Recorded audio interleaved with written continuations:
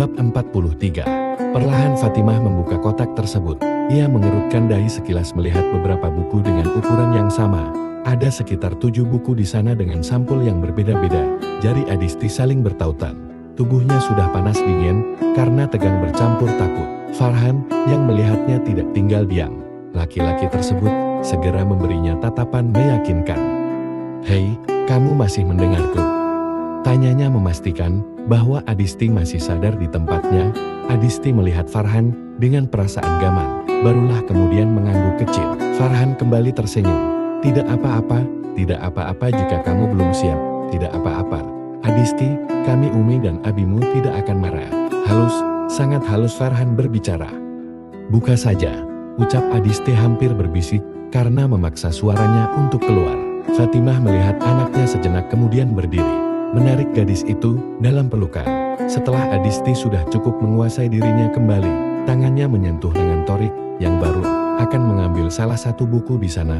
Torik menatapnya lembut, lalu mengusap kepala anaknya.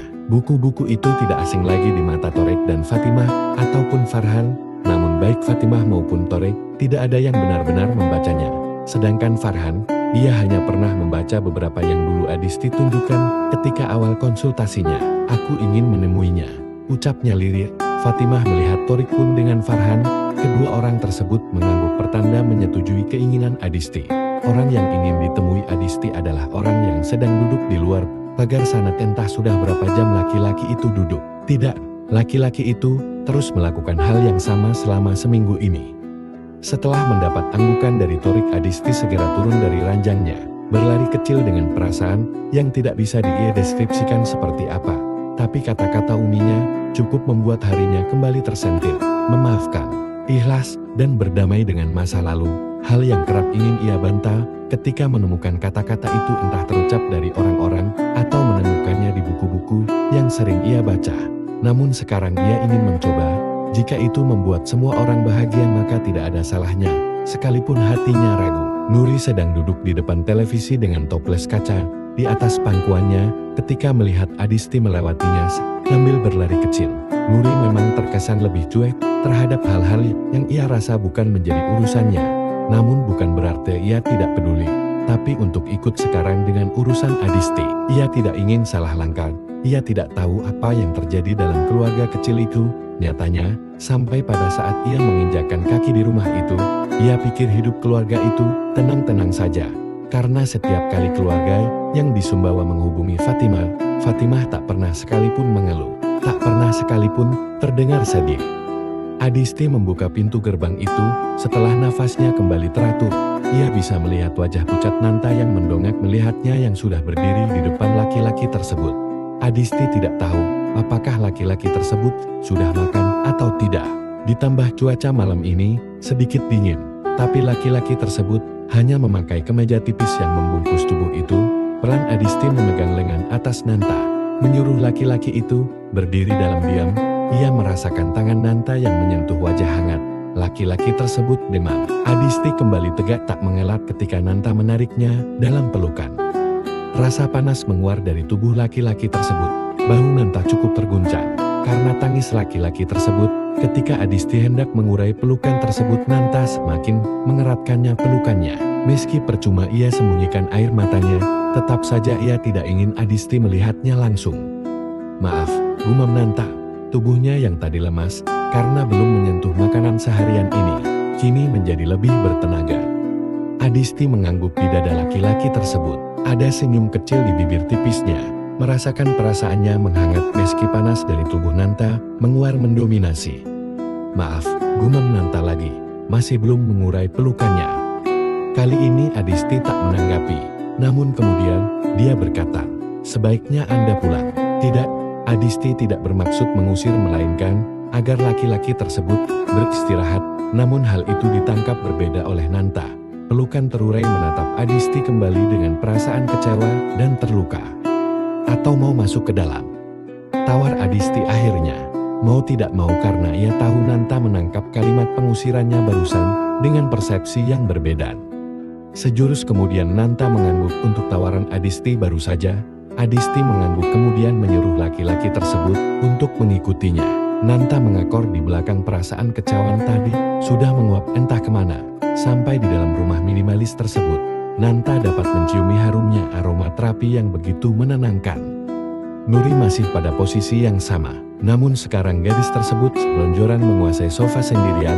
Adisti hanya menggeleng-gelengkan kepala melihatnya memberikan kode kepada gadis yang terlampau santai tersebut bahwa ada tamu. Nuri menoleh dan mendapati laki-laki yang akhir-akhir ini menjadi satpam di depan gerbang. Ia menurunkan kakinya juga bangkit dari sana.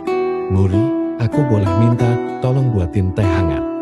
Adisti berujar pelan. Nuri mengangguk, kemudian melipir ke dapur. Sedangkan Adisti akan membersihkan sedikit kamar tamu.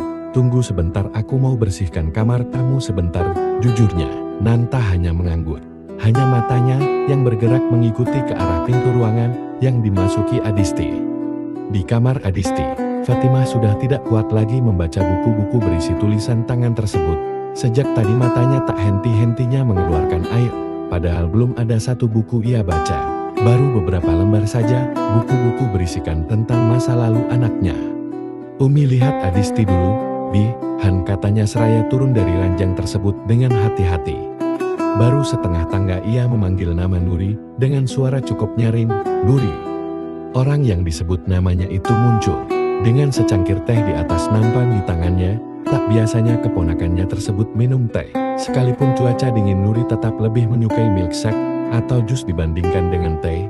Nuri menyengir dan menunjuk dengan dagunya kepada orang yang sedang duduk di sofa depan TV, namun menatap ke arah Fatimah dengan tatapan yang tak dapat dimaknai.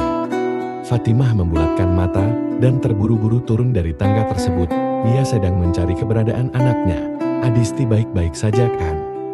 Kalau sampai Adisti kenapa-napa, ia tidak akan memaafkan dirinya sendiri karena telah memberikan saran yang salah kepada anaknya itu." "Umi, hati-hati, jangan terburu-buru seperti itu."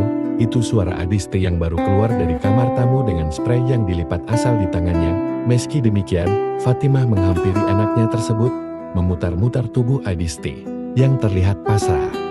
"Umi, Adisti baik-baik aja," cetus Adisti pelan. Barulah kemudian Fatimah menghentikan aksinya.